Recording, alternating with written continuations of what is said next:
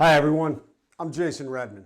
I'm a retired Navy SEAL and New York Times best-selling author of the Trident, and I recently released my second book, Overcome, which is all about overcoming crisis and adversity.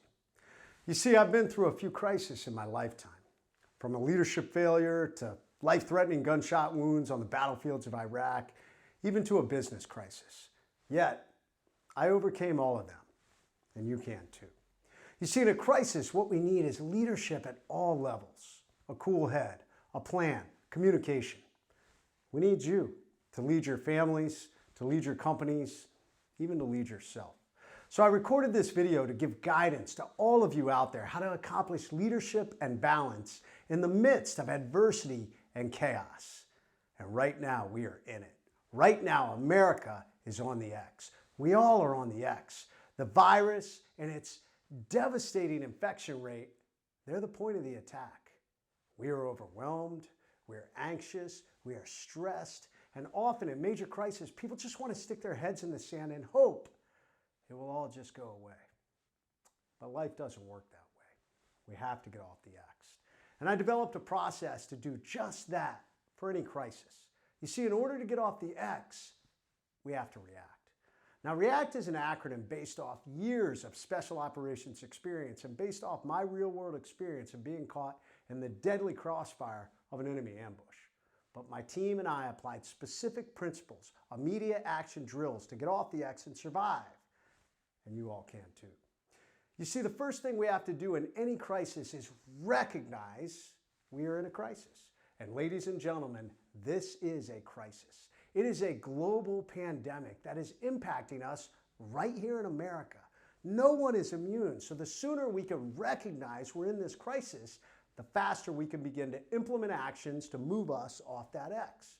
Now, once we have recognized, we have to evaluate our current assets and inventory.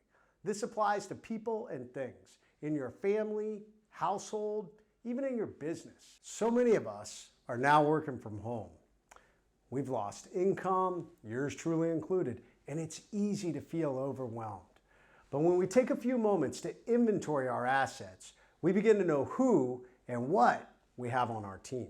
We can plan for when and how we can use them, even in the face of uncertainty. Once we know our assets and inventory, the next step of REACT is to assess possible options and outcomes.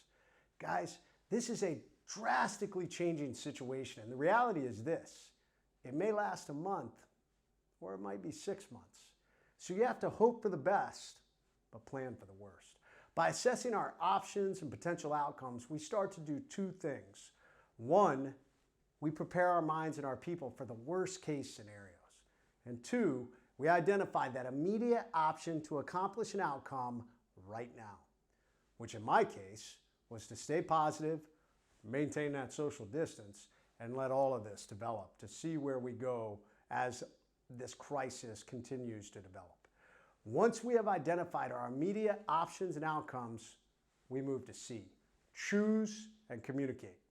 Often in a crisis, we get stuck in that decision-making cycle. We go over and over the plans, especially when we don't have all the info or lots of uncertainty swirls.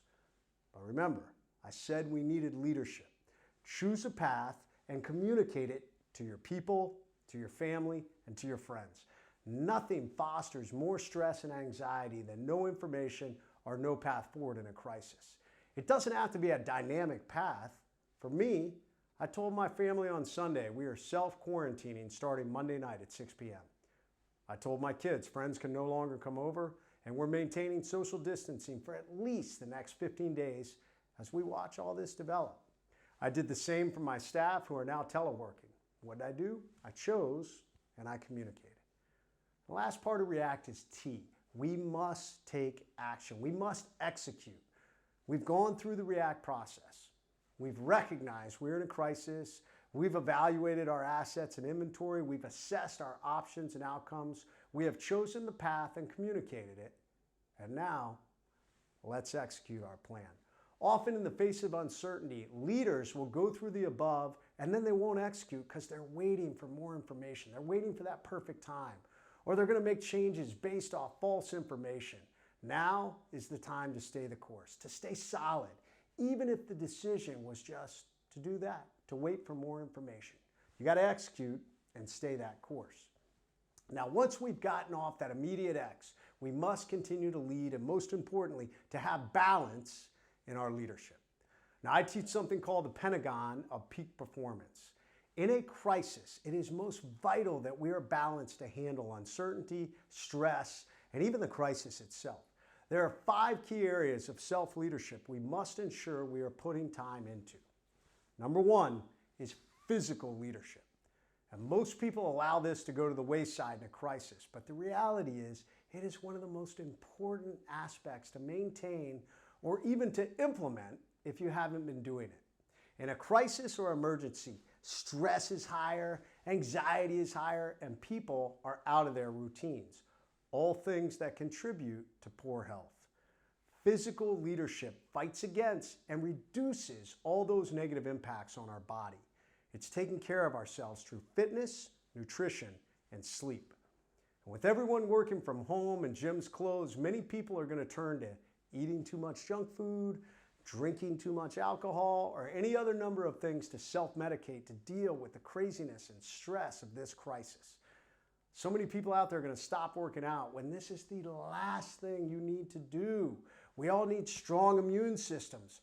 Physical leadership is the heart of that. Strong in our bodies to handle stress and fight off disease. So in the face of this crisis, watch what you put in your body. Continue to work out. Try to get a good night's sleep. And despite not having a regular work schedule, stick to a routine. Believe it or not, the human body craves structure. Now, if you don't know how to work out at home without a gym, there are all kinds of online resources to help you work out at home. Or maybe you'd rather have a program. And I know of a great new program that was just launched by my friend, Bedros Keuilian. His company, Fit Body Bootcamp, just launched a brand new online course, 28 Days to a Better You. So for only $28, you get daily training videos as part of a private group. You get coaches to help you train and achieve your goals, and you even get daily nutrition plans to keep you on track. If you guys are interested in a program like that, just go to fitbodybootcamp.com. Now, the next level of the Pentagon is mental leadership. It's educating yourself. It's reading. It's pushing outside of your comfort zone. Man, it's going to be so easy for Americans to get into this mundane routine and not be moving the needle in your life, in your team, in your family, or even in your company. But use this extra time as a gift. Learn a language, read an educational book, do an online course, make plans to launch a new business, or maybe expand a new arm of your existing business, a whole new thing. There's so much available online content that can make you better in any area of your life. Man, it would be a shame to waste all this time and come out the other side no different than you are right now. Do that. That's strong mental leadership. Next comes one of the most important levels of the Pentagon. It's emotional leadership. And I tell you, in the toughest times, it is one of the hardest things to display leadership in. It's one of the hardest areas to muster resources from. Emotional leadership is positivity in the face of negativity. It is motivating and inspiring others despite uncertainty, tragedy, and despair. Your companies, your families, your neighbors, your communities, America, and the world need strong emotional leadership right now. Emotional leadership is offering positive comments, not negativity. It is doing your best not to spread disparaging remarks on leaders who are doing their best with limited or even uncertain information in a dynamic environment. Emotional leadership is calm in the chaos, positivity in the face of the storm. So right now, be a strong emotional leader for the people around you. The next level, social leadership, maintaining and investing in the people around you. Right now, this is one of the most critical things that we can be doing. In crisis situations, people get depressed and they can feel alone. And I got to tell you, this is only going to be made worse when, as a nation, we're being asked to distance ourselves. Families have each other, but there's a lot of Americans out there who live alone. Thankfully, we have technology. FaceTime, Zoom, Facebook, and Instagram Live. Talk to each other. Reach out to each other. If you don't know your neighbors, if you don't have his number, go get it. Make sure you maintain that distance while you do it. I'm checking in with my family and people regularly. And I'm even doing an Instagram Live every single night as long as this quarantine lasts, just to talk and to give people a positive mindset, to check with them, to have some human interaction. If you want to be a part of that, just follow me on Instagram at Jason Redman WW. And I do it every night between 8 and 10 p.m. Eastern Time. We need each other now more than ever. That's strong social leadership. And lastly, highest level of the Pentagon is spiritual leadership. For me, that's faith. And in times of crisis, faith and religion are strong anchors for a lot of people. Many churches are doing online groups and live stream sermons on Sunday mornings. And if you don't know where to go, just Google live stream sermons, and I'm sure you're going to find a bunch of them out there. Now, I know not everyone believes in that, so I tell people spiritual leadership is also about understanding and accepting that things happen outside of our control. So you have to have perspective. You have to do things to get outside of yourself and away from all the static and negative energy we're inundated with and we carry every day. You can do things such as breathing techniques, meditation, and yoga. And those are all things to clear the mind and clear out that negative energy. And you can Google all those things to learn more about them. So listen, these are the 5 areas of the Pentagon of peak performance: physical leadership, mental leadership, emotional leadership, social leadership, and spiritual leadership. You don't have to be perfect in each area, but if you spend a little time every day or even every other day in each area, you'll be balanced and you'll be better able to handle crisis and uncertainty in the midst of chaos. I'm going to close with this.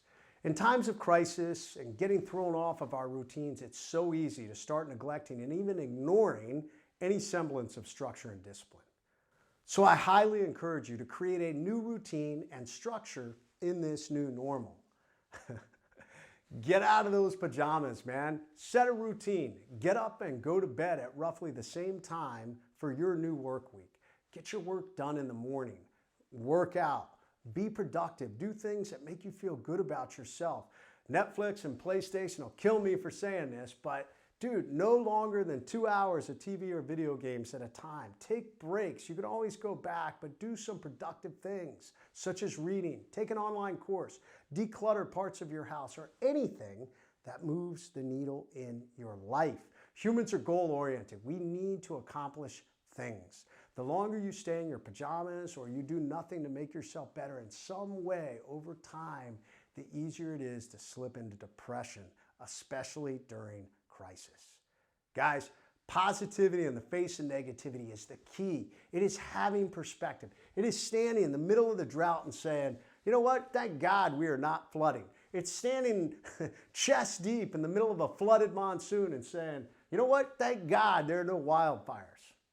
And it's standing in the face of a pandemic and saying, thank God I have time to work on myself and call and spend time with my loved ones. Okay, guys, one last shout out for all those people that are out there, our first responders, our nurses, our doctors, all these individuals that not only is their routine not slowed down compared to everybody else that's social distancing, theirs is ramping up and they're putting themselves on the front lines. So please think about them. Please think about those that are out there. For all of you guys and gals that are out there that put in your heart and soul and time and even your own safety on the front lines, as just an American, I just want to say thank you. And for the rest of you, we're in the beginning of this storm, or this life ambush, as I call them. Right now, we are on the X. And it is a relentless, overcome mindset that recognizes it may get worse before it gets better.